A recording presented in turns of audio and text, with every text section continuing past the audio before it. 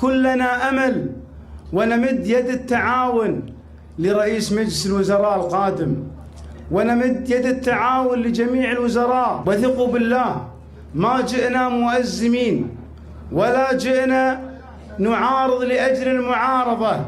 اليوم الفرصة التاريخية عند الحكومة.